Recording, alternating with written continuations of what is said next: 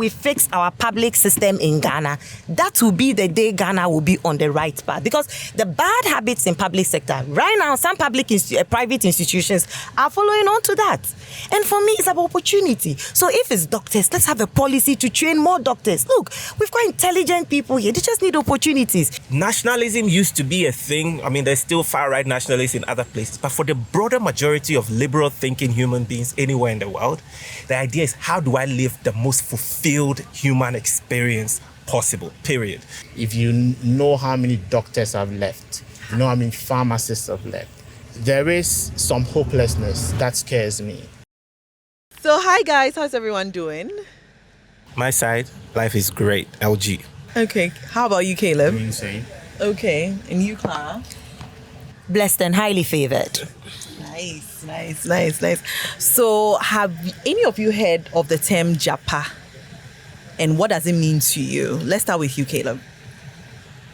I think it's a reoccurring kind of word I hear from my comedy skits watching from Nigerian, comedians.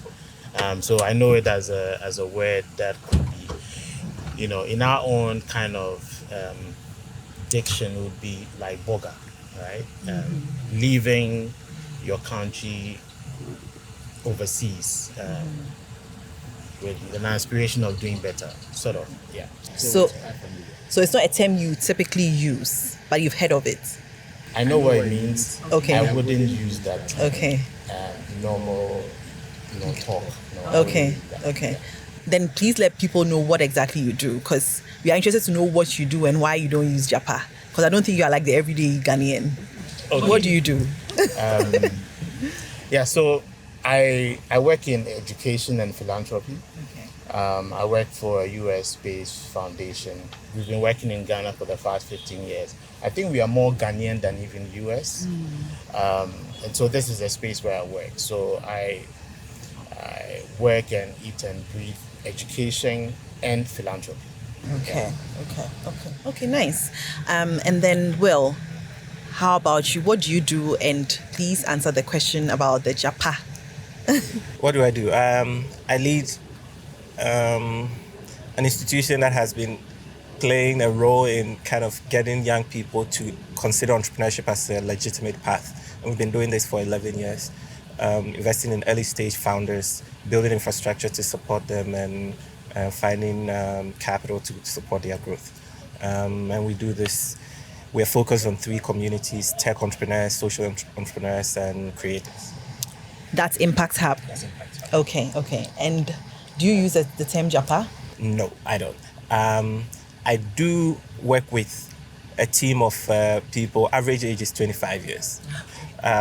So I hear it around a lot. So that is my context for this conversation. Yeah. And I'm not on any social media, so it's not also in my constant lexicon but yeah, I know it very well. Okay. Clara, please tell us what you do. What do I do? That's a very interesting question. What do I do? Up until now, what I did was to work in digital financial services. What do I do now is how I can leverage tech to fix everyday solutions for Ghana. Have I heard Japa before? I only heard it 2 days ago. Okay. I'm on social media, yes, but I don't do the movies, no. I've only watched 2 Nigerian movies my whole life.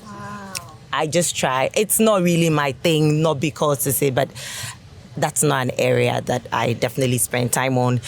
Average age of my teenage children, maybe 19. So obviously, I think they take after me because I don't. But to be honest, I heard the word only when I got the brief about what we're going to talk about. Okay. But I can relate. I can understand what it means because it's a word or whatever the connotation, like Caleb said, it's like boga for us, returnees. And I think I've done a lot of work around diaspora to know that what it means. So indeed, it makes sense for us to have that. But everyday language, nah.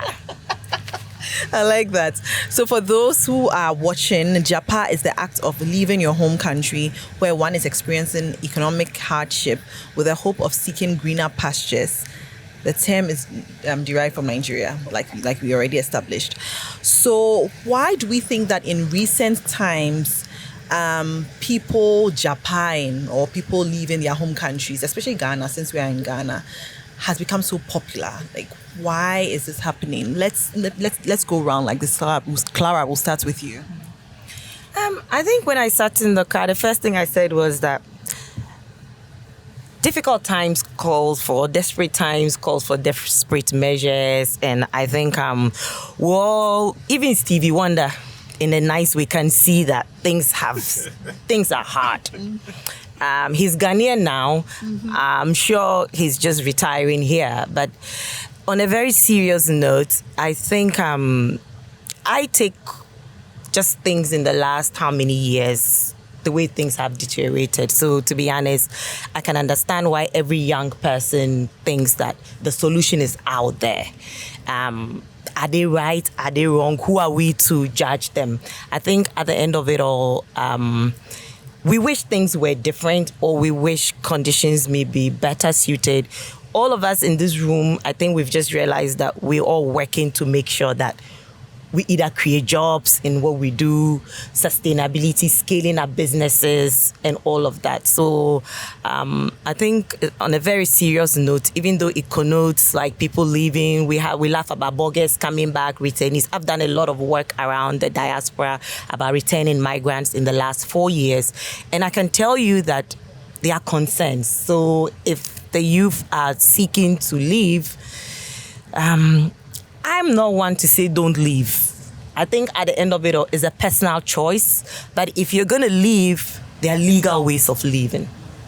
I think I'll pause here and hand over to my colleagues, and then we can delve deeper. So I know a thing or two about feeling that you're gifted, smart, talented, and have very little opportunity. So a lot of what we talk about here, it has to be grounded in some reality. There's two realities to live in Ghana. You could live an upper middle class reality where some things don't make sense, or you could live in a very kind of, let's call it, base of the pyramid experience. I've had the unique fortune of living both sides, and as a young, I'll say between when I came on to kind of social awareness, between 10 and 11 years old, some of the most frustrating moments of my life was living in a place called Jamestown in Accra.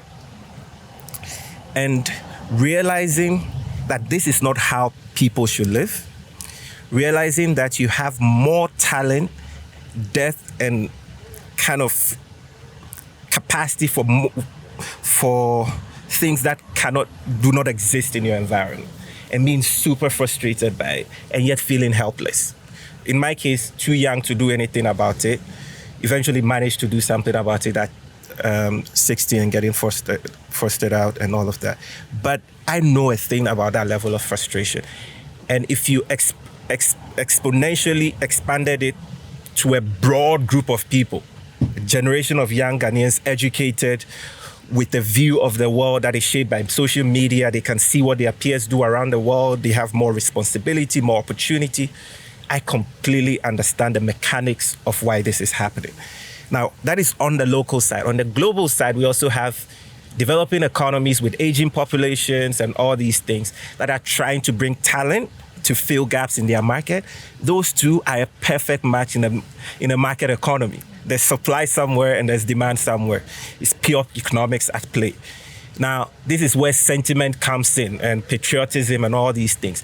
But they don't have currency in a world where there's a frustration for young people. So I'll say that for me, the market economics components that make this happen are very obvious. The failure of leadership in parts of the world that makes it happen are also very obvious. And so we can get into the details of what we can ask of our young people when we've not given them anything, and what we can expect from them. and we can have that conversation, but it has to be very objective and less sentimental. Patriotism in some ways has no play in this conversation when it comes to that. Is my, like, fundamentally I'll say that once we take that out and we see clearly, we can actually understand what this is about. Let's hear from you too. Yeah, Clara and Will have really raised some quite important points. I think, in my opinion, the whole idea of leaving your country is not new to us. Why are we having this conversation? Probably it's very pronounced now. And maybe I'll tackle it by saying it's our reality. If you ask this question, or you pull the university kind of graduating class 10 years ago and ask them, if you had the option of leaving after university, would you prefer to take a job here if you had a job right away, or leave for the UK or the US? I know majority would still opt for leaving for the US or the UK, even if they are not promised a job there. So structurally, there is a preference for a better place. I think increasingly as well, historically, our economies and our countries, in most African countries, haven't really created opportunities for young peoples and their aspirations and all that. And so gradually there is also some kind of a shrinking of the space for young people to follow their visions, follow their aspirations, and really make do with whatever capacities that they gathered.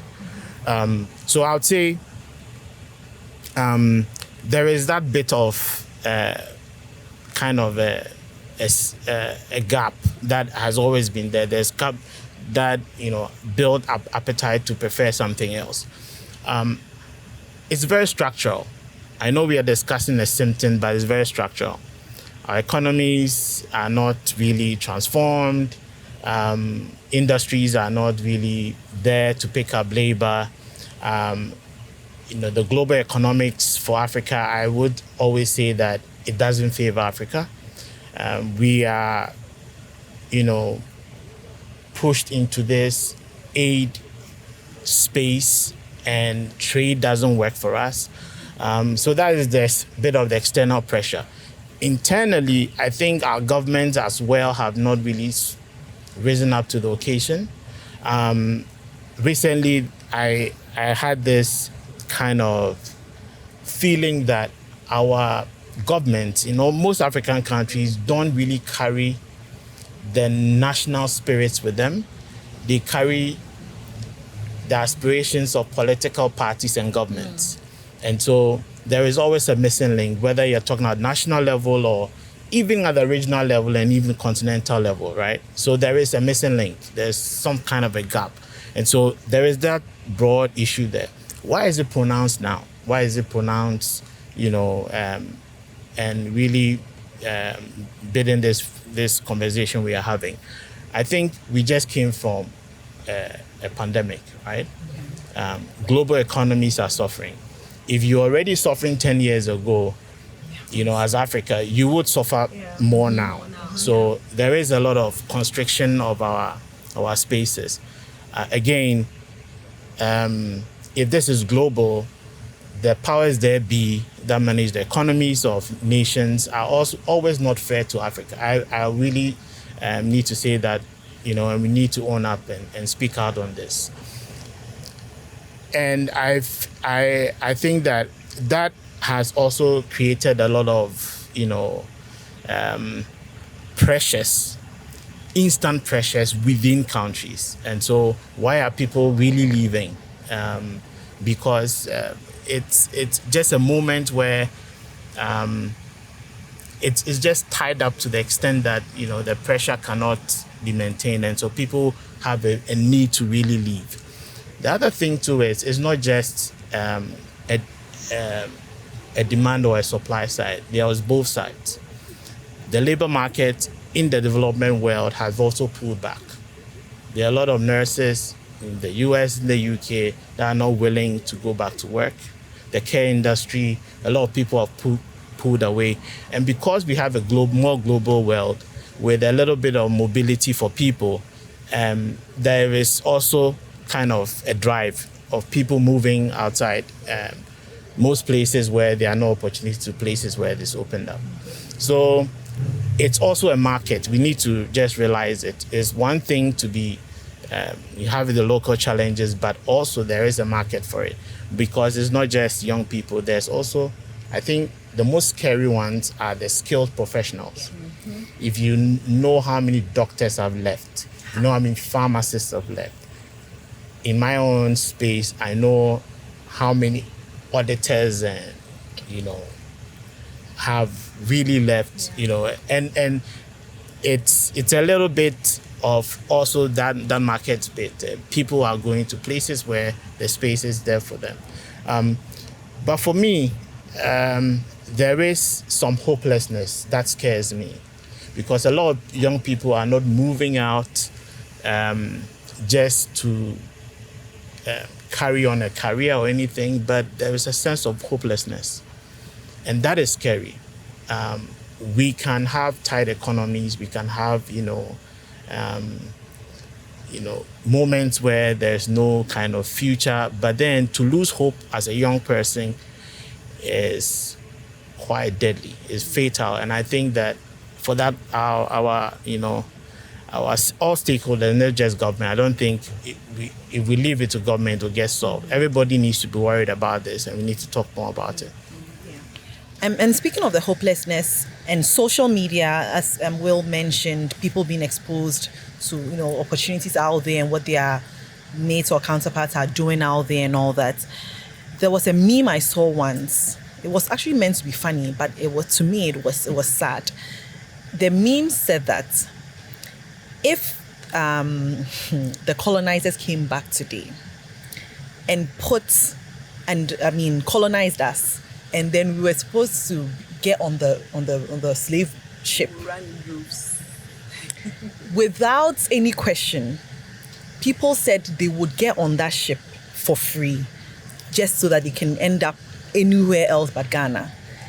And people were laughing under the comments. People agreed. They said, "Oh yeah, absolutely." I'm talking about people who are in the university graduates. Will, you mentioned something about growing up in Jamestown. It didn't even have to be people who, I'm talking about people who are educated, people that you think are maybe well off or whatever. They even wanted to jump on that slave ship to wherever that the slave ship was sending them to.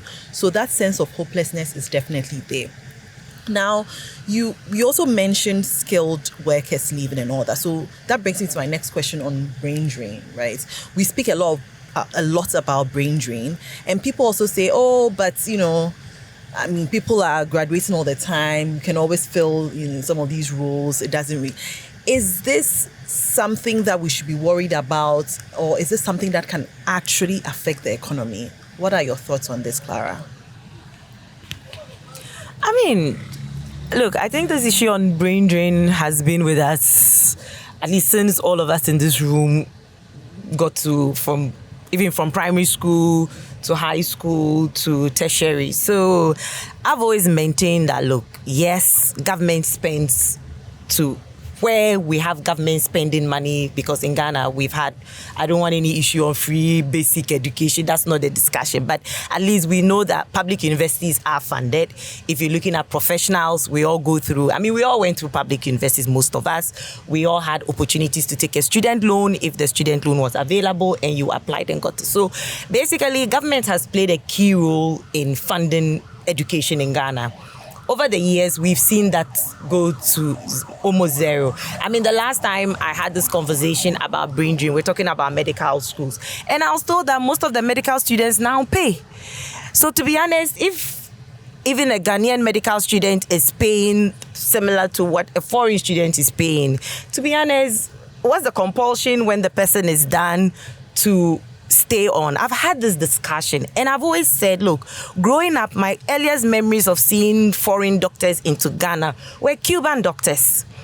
Mm-hmm. And the understanding was that these where the Cuban government trains them, exports them. Their GDP, all these people they send all over the world, is part of Cuba's GDP, unless I'm mistaken. Maybe I should have brought some numbers. So for me, I know it's brain drain. I know, but like you said, we still have universities. We are training. So I've always maintained that. Why can't we just have a policy whereby this is what we're going to be known for?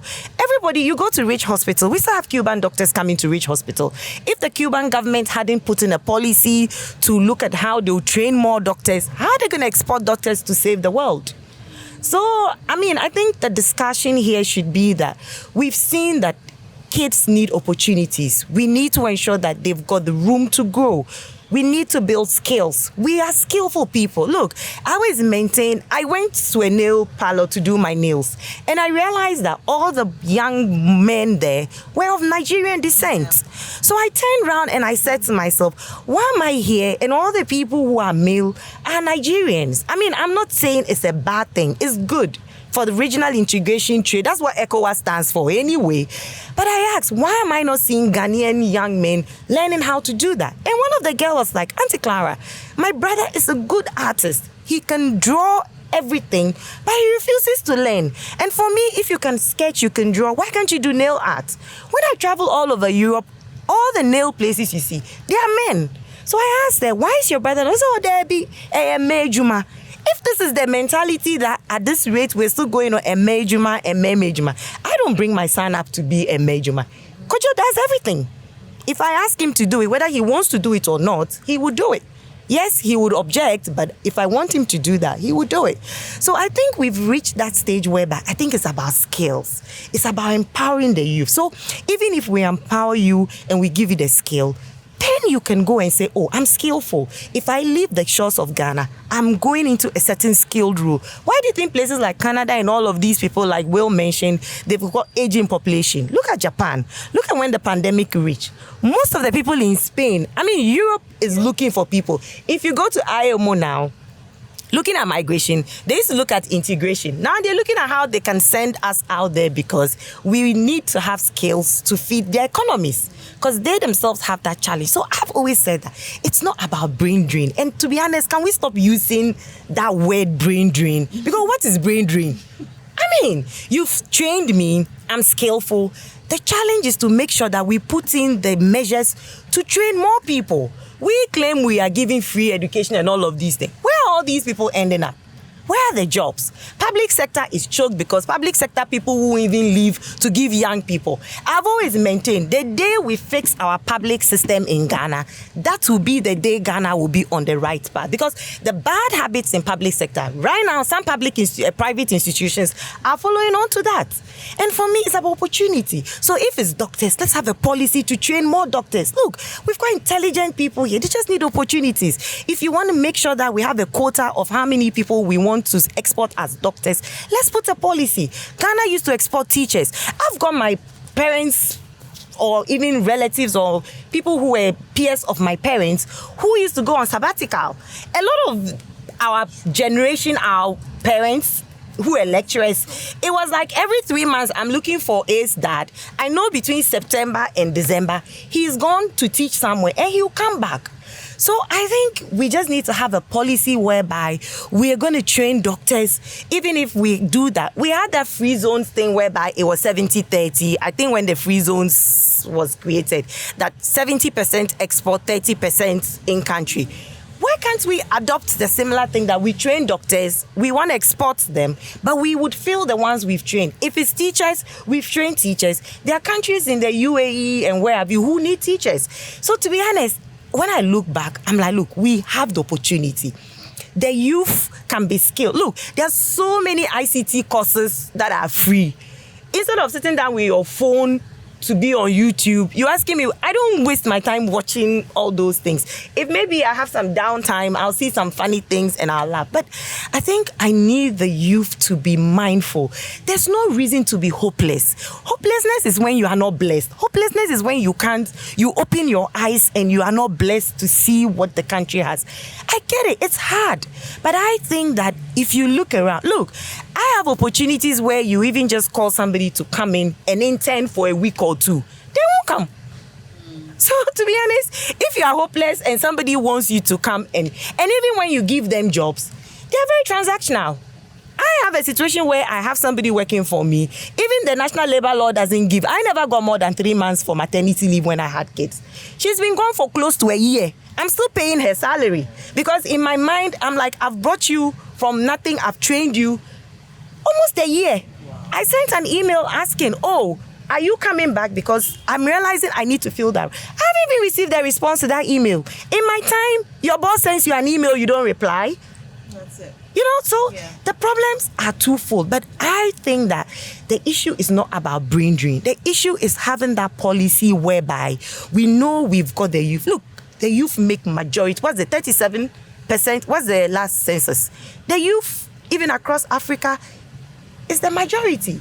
But governments and civil society and private sector must all come up with a plan and a policy whereby we will build their skill, upscale them, and even if they want to leave, there's a formal way for them to leave. But when they leave, we must make sure that we are training new people to fill them.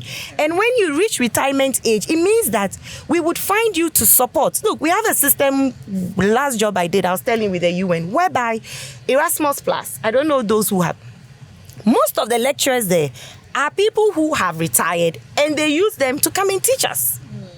They have a pool, we call it a roster within the UN system. There's a pool of skills whereby even when you retire, you can still be on this and you can be assigned to do work. Why can't we do this in Ghana? I think the issue is not about brain drain. I'm very passionate about this. And every time I'm in a conversation where they speak, I know Will said this is devoid of passion, sentiments, but I think that brain drain is not a word we should use. What we should be talking about is what have we put in place to ensure that when we move, and by the way, it should be part of our GDP when we have a formalized way of sending professionals to other countries. And then we can use that money that we earn from those professionals leaving to train new people. So it's like every day we have people. Right. Let's hear from Will. So I'm a bit of a one-string banjo. So I'll be playing, it's like cling, cling, cling over a time. So there, thanks to Uncle Sam decided to police the waters at some point and build a globalized economy, right? We can move something from Shenzhen, China to Kenya, and there'll be no Paris, there's nothing. And that global experiment had some good outcomes and some very horrible outcomes. Some of the good outcomes in that sense is that it created a sense that this is God's green earth. It's one patch. The idea of being tied to a certain place and over time is dissipating in people's mind. It kind of is going away a bit. What is taking central kind of role in a lot of young people's mind is self-actualization. And so self-actualization is not necessarily tied to a location. Self-actualization is tied to passions, interests, opportunity, all these things. When we open that globalization door, we open that as well. Nationalism used to be a thing. I mean, there's still far-right nationalists in other places. But for the broader majority of liberal-thinking human beings anywhere in the world, the idea is, how do I live the most fulfilled human experience possible, period. Now, whether it's tied to where your umbilical cord was cut or not is of no interest to most people, me included, right? The idea is, where do I find a constituency of people that think like me, operate like me, share the same values, are excited by the same things? And increasingly, what technology and kind of these global platforms open to young people is exactly that. This idea that they can live their best lives anywhere in the world and thrive and be able to kind of connect with people in ways that parts of our past generations didn't have that same confidence. So there's a whole generation of confident young people who operate from this place, that self-actualization is supreme, everything else be damned. Now, if that were to happen on its own, but we still had strong leadership, visionary leadership, that made it possible for you to think that that self-actualization can happen in situ, they will not be having this conversation. But the failure is that you have an aspirational class that can't connect to the location they are in. It's just a recipe for disaster, right? I almost have reached to a point where the only reason I'm tied to this place, 2 reasons I'm tied to this place. I have sunk cost, where we actually have real estate, you're building. Men like this have given us investment and we need loans to pay back. And I have reputation to keep and all of that. So you have a easily 10-year horizon to, get a decent portfolio real estate side, convert, and yeah. The second part is food. You serious, Will? I'm kidding. But the real thing is one sunk cost.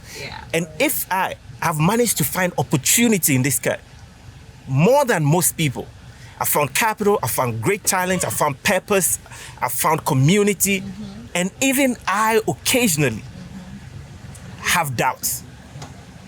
I can completely understand what is happening here. Now, I've operated from a place where I've had a 60-day rule that don't stay in Ghana for more than 60 days at a time, because it actually affects your state of mind. So you hop out somewhere, it can't be anywhere. Just go somewhere, recycle your air and come back again, because there is something fundamentally wrong with the spirit of this place. And if you are truly aspirational and you want to live your best life, this country is increasingly it's not the right place for you. Now that said, I have also found amazing opportunity in this town.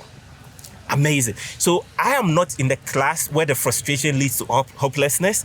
It leads to more kind of reflection and how to build community to drive some things, right? So there's no hopelessness, zero hopelessness. I am completely grateful for what this country has been, its narrative on the global stage, the respect it garners in communities, even with all our problems. I still think this place is an interesting place, but I don't think it will last for long. And all things lose their sheen at some point if you don't invest in them. Reinvesting in the narrative, making sure that the narrative matches the reality, all these things. We've become masters of hollow narratives, and that is very evident to the rest of the world. So generally, I'm saying that self-actualization in its true form doesn't require location. What it requires is opportunity. And people say all these things that talent is a dime a dozen, opportunity is not, right? So what is happening now is that people who are sharp, and in fact, I love it when Ghanaians crack the global code and they find a way to hack the global system and make something for themselves. It's the beautiful thing for me. I have no problems with young people going elsewhere, being exposed, learning new things. I think this conversation is smokescreen by people who have kept us in a certain place, trying to put the burden on us for failing us. And I think that needs to be shifted. The challenge is that there's been multiple generations of leadership that have failed young people, and they need to take accountability and stop putting it back on young people and making it about a patriotism thing. It has nothing to do with anything. It's about you are getting to live your self-actualized self, being a politician, getting paid, going around the world, and I get the other side of the short end of the stick, where your policies don't benefit me and still make it my burden to figure this thing out. I think we need to shift the conversation. If this needs to be hollowed out so that people can live their dreams, so be it. But if the Ghanaian experiment to be work, the contract needs to work. You hold up your end of it, and young people will hold up their side of this.